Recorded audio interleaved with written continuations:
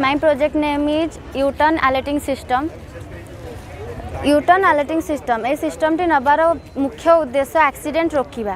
कहीं आम जाने साधारणतः घटना एक्सीडेंट उपर ही आसे जी हिल एरिया आउ विलेज टर्निंग उपर तो मुझे देखा जदि यूटर्न रे कि को हिल एरिया रे जदि गोटे लेफ्ट साइड रू गाड़ीटे आसूची जदि सिस्टम नथिबो तो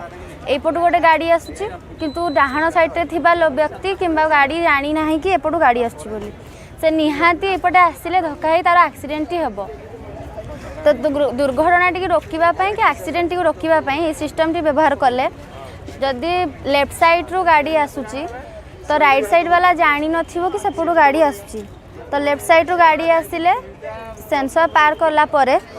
राइट साइड रे बजर बाजिबा सह रेड लाइट जळिबो कि अलर्ट माने तांको सिग्नल दिया हबो कि अलर्ट